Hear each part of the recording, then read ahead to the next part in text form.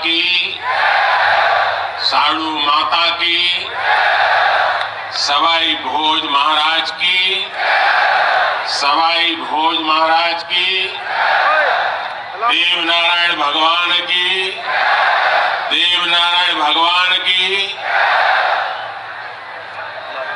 साड़ू माता गुर्जरी की, ई तपोभूमि महादानी बगड़ावत सुरवीरारी कर्मभूमि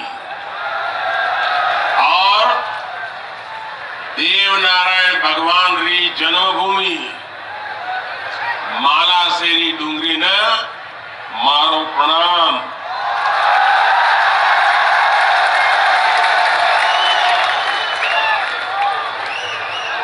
श्री हेमराज जी गुजर, श्री सुरेश दास जी, दीपक पाटिल जी, राम प्रसाद दावाई जी, अर्जुन मेघवाल जी, सुभाष बहेड़िया जी और देश भर से पधारे मेरे प्यारे भाइयों और बहनों,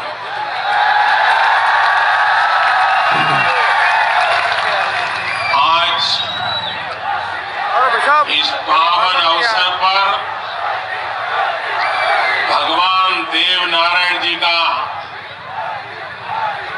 बुलावा आया और जब भगवान देवनारायण जी का बुलावा आए, अरे यार, और कोई मौका छोड़ता है क्या? मैं भी हाजिर हो गया। अलाव मत यार इन्हें, एक बार करो छोड़ देना। और आप याद रखिए, ये कोई प्रधानमंत्री यहाँ नहीं आया है,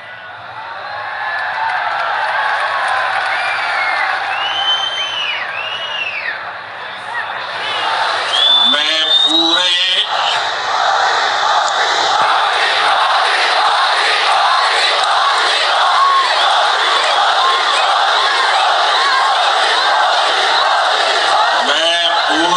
भक्ति भाव से आप ही की तरह एक यात्री के रूप में आशीर्वाद लेने आया।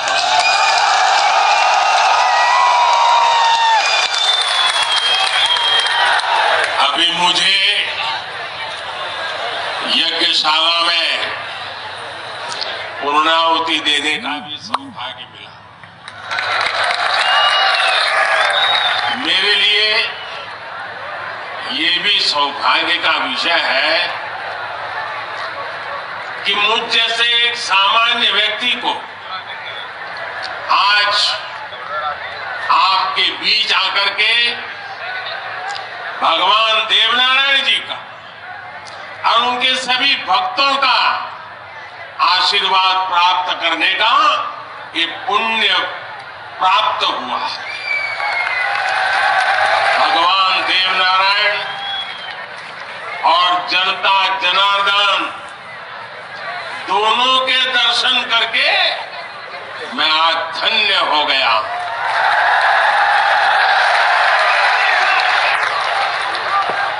देश भर से यहाँ पधारे सभी श्रद्धालुओं की भांति मैं भगवान देवनारायण से अनवरत राष्ट्र सेवा के लिए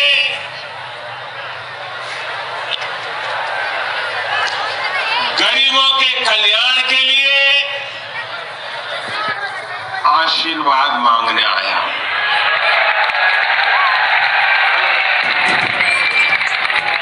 साथियों, ये भगवान देवनारायण का 1111वां अवतरण दिवस है। सप्ताह भर से यहाँ इससे जुड़े समारोह चल रहे हैं। जितना बड़ा ये अवसर है उतनी ही भव्यता, उतनी दिव्यता उतनी ही बड़ी भागीदारी गुर्जर समाज ने सुनिश्चित की है। इसके लिए मैं आप सभी को बधाई देता हूं। समाज के प्रत्येक व्यक्ति के प्रयास की सराहना करता हूं।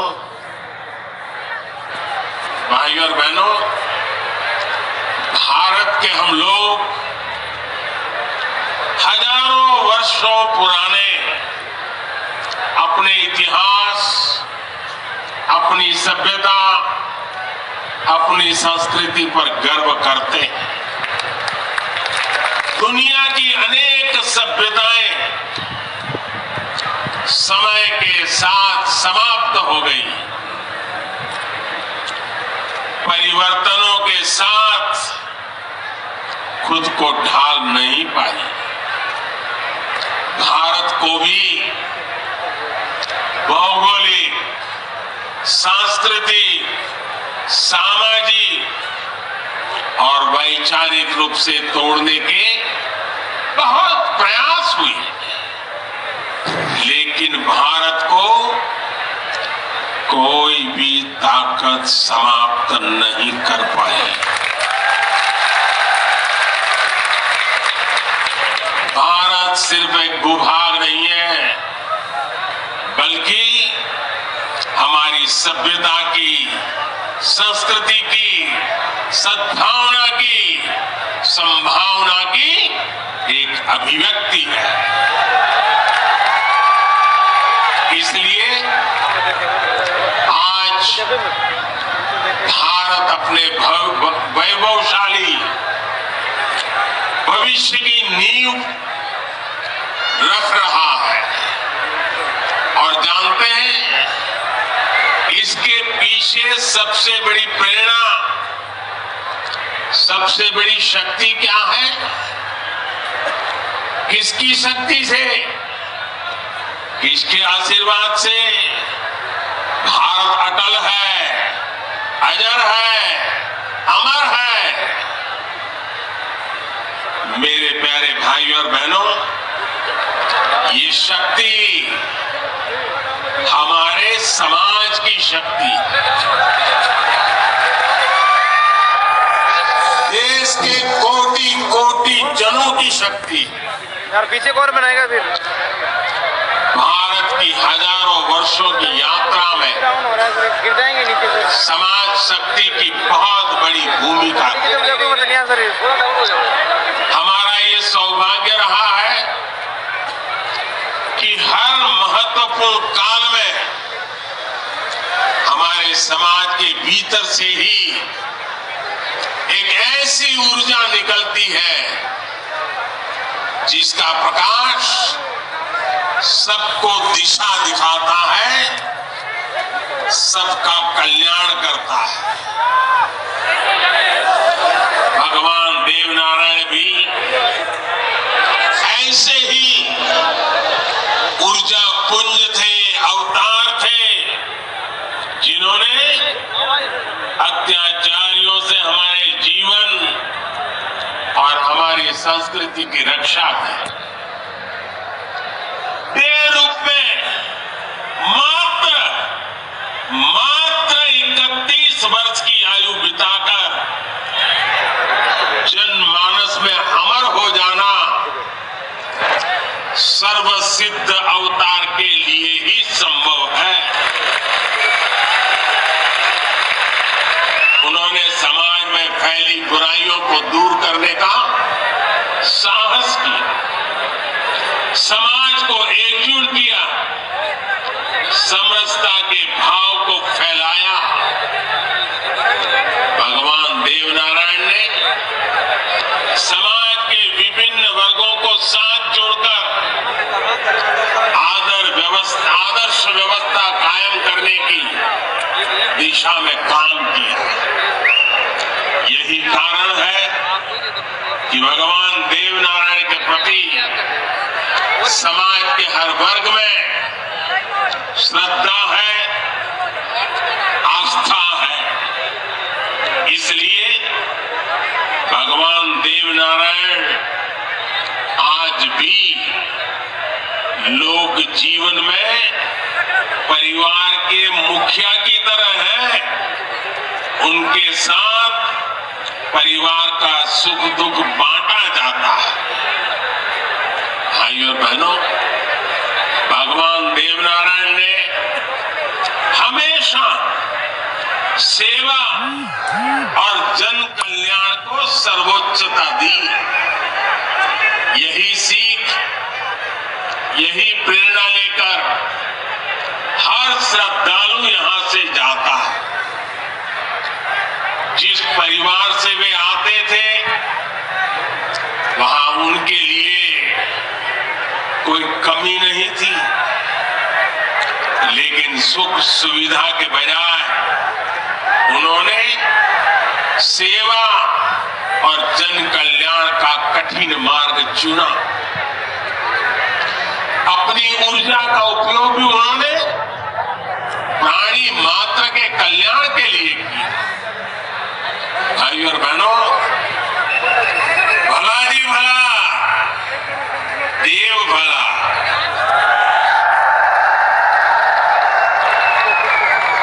भला जी भला, देव भला। इसी उद्घोष में भले की कामना है, कल्याण की कामना। भगवान देवनारायण ने जो रास्ता दिखाया है, वो सबके साथ से सबके विकास का है। आज देश इसी रास्ते पर चल रहा है। बीते 8-9 वर्षों से देश समाज के हर उस वर्ग को सशक्त करने का प्रयास कर रहा है जो उपेक्षित रहा है, वंचित रहा है। वंचितों को वरीयता, इस मंत्र को लेकर के हम चल रहे हैं। आप याद करिए, राशन मिलेगा या नहीं, कितना मिलेगा, ये गरीब की कितनी बड़ी चिंता होती थी। आज हर लाभार्थी को पूरा राशन मिल रहा है, मुफ्त मिल रहा है। अस्पताल में इलाज की चिंता को भी हमने आयुष्मान भारत योजना से दूर कर दिया है। गरीब के मन में घर को लेकर टॉयलेट, बिजली, गैस कनेक्शन को लेकर चिंता हुआ करती थी, वो भी हम दूर कर रहे हैं। बैंक से लेन देन भी कभी बहुत ही कम लोगों के नसीब होती थी। आज देश में सभी के लिए बैंक के दरवाजे खुल गए। साथियों, पानी का क्या महत्व होता है कि राजस्थान से भला बेहतर कौन जान सकता है। लेकिन आजादी के अनेक दशकों बाद भी देश के सिर्फ 3 करोड़ परिवारों तक ही नल से जल की सुविधा थी। 16 करोड़ से ज्यादा ग्रामीण परिवारों को पानी के लिए संघर्ष करना पड़ता था। बीते 3.5 वर्षों के भीतर देश में जो प्रयास हुए, उसकी वजह से अब 11 करोड़ से ज्यादा परिवारों तक पाइप से पानी पहुंच चुक लगा है। देश में किसानों के खेत तक पानी पहुंचाने के लिए भी बहुत व्यापक काम देश में हो रहा है। सिंचाई की पारंपरिक योजनाओं का विस्तार हो या फिर नई तकनीक के सिंचाई, किसान को आज हर संभव मदद दी जा रही है। छोटा किसान जो कभी सरकारी मदद के लिए तरसता था, उसे भी पहली बार पीएम किसान सम्मान निधि से सीधी मदद मिल रही है।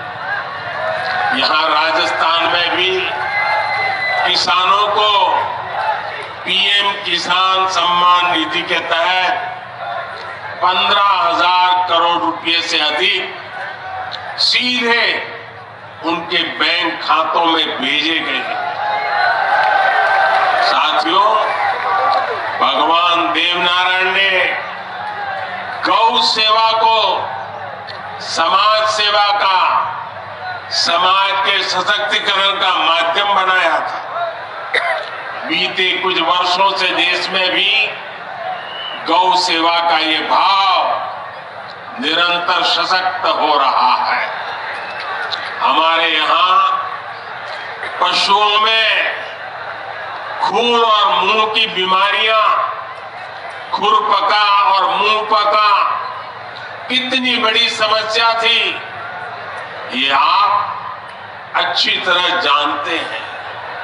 इससे हमारी गायों को, हमारे पशुधन को मुक्ति मिले, इसलिए देश में करोड़ों पशुओं के मुफ्त टीकाकरण का बहुत बड़ा अभियान चल रहा है। देश में पहली बार गौ कल्याण के लिए राष्ट्रीय कामधेनु आयोग बनाया गया है। राष्ट्रीय गोकुल मिशन से वैज्ञानिक तरीकों से पशुपालन को प्रोत्साहित करने पर बल दिया जा रहा है। पशुधन हमारी परंपरा, हमारी आस्था का ही नहीं, बल्कि हमारे ग्रामीण अर्थतंत्र का भी मजबूत हिस्सा है। इसलिए पहली बार पशुपालकों के लिए भी किसान क्रेडिट कार्ड की सुविधा दी गई है। आज पूरे देश में गोवर्धन योजना भी चल रही है।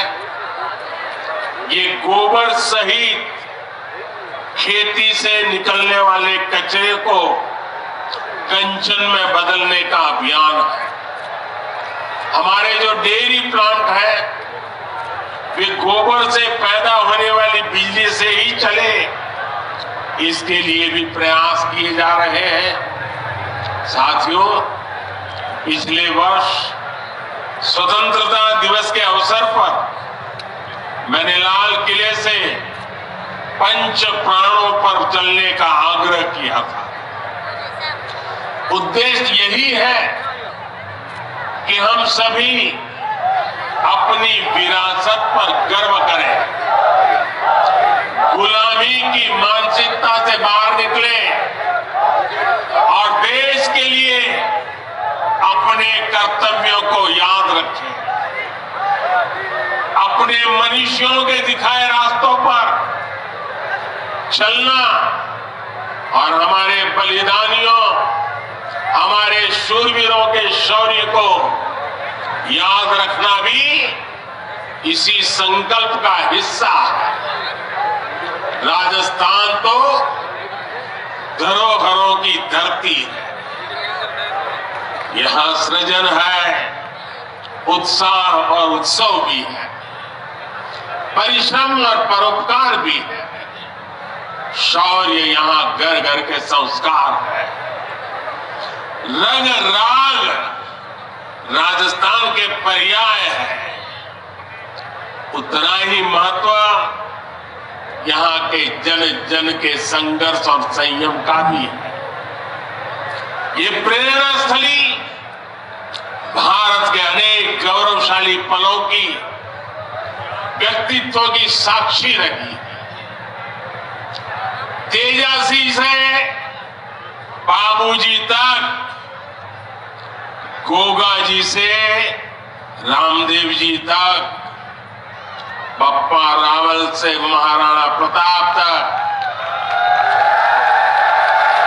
यहां के महापुरुषों, जननायकों, लोक देवताओं समाज सुधारकों ने हमेशा देश को रास्ता दिखाया है।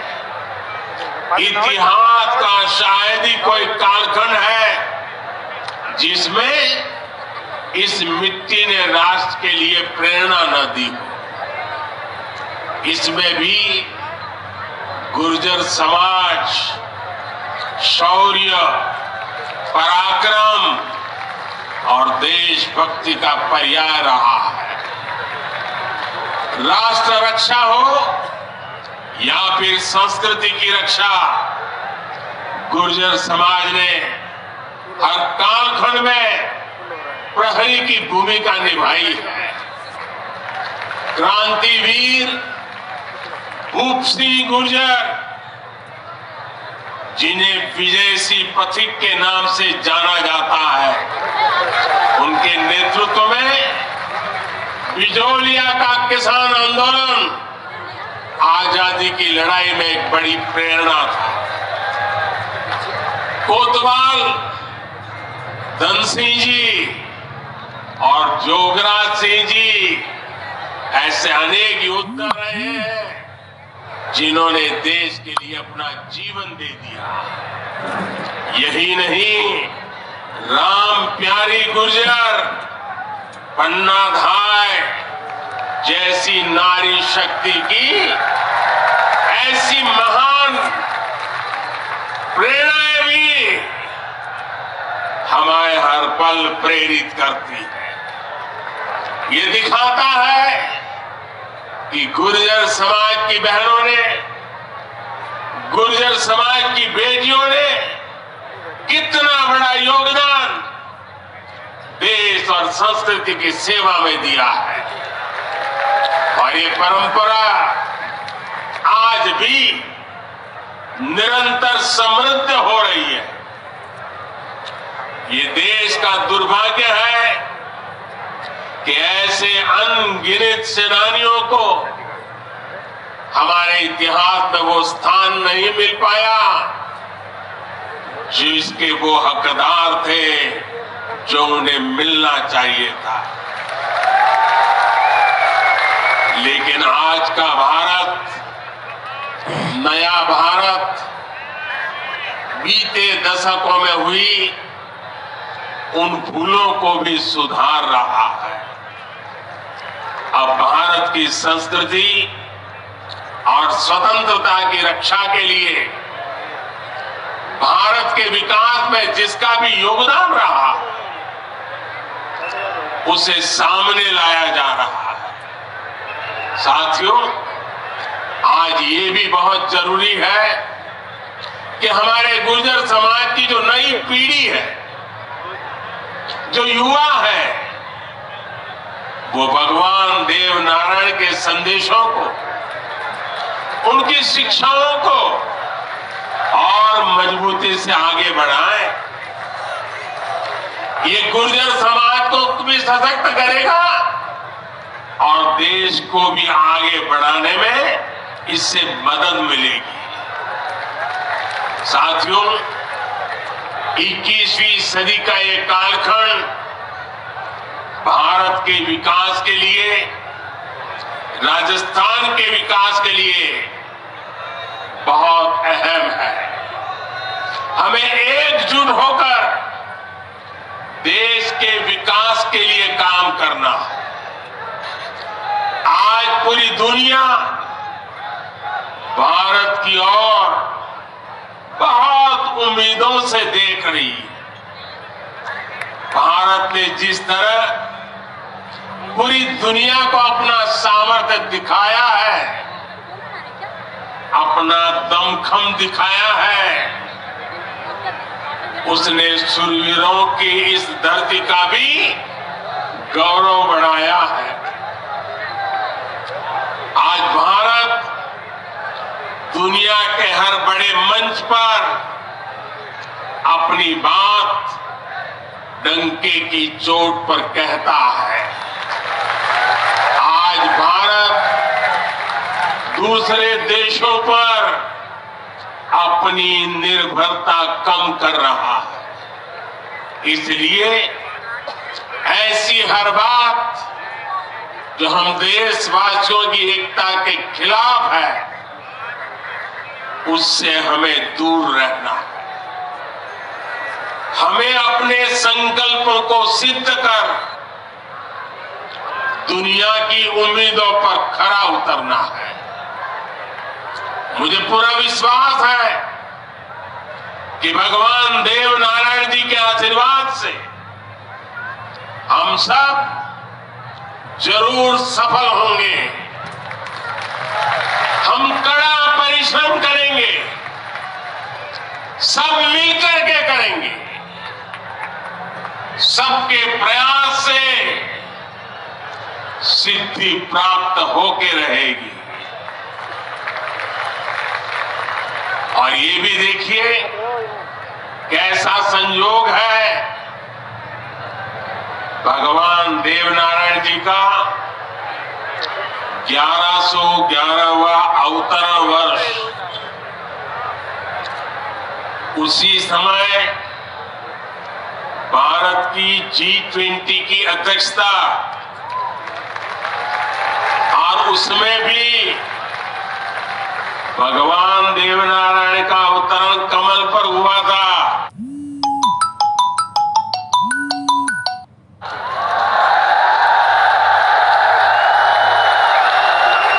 और G20 का जो लोगो है, उसमें भी कमल के ऊपर पूरी पृथ्वी को बिठाया है। ये भी बड़ा संयोग है। और हम तो वो लोग हैं जो पैदाइशी कमल के साथ हुई है।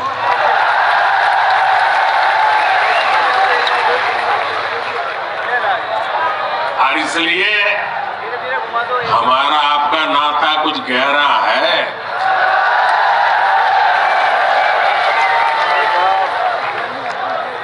लेकिन मैं पूज्य संतों को प्रणाम करता हूं। इतनी बड़ी तादाद में यहां आशीर्वाद देने आए हैं।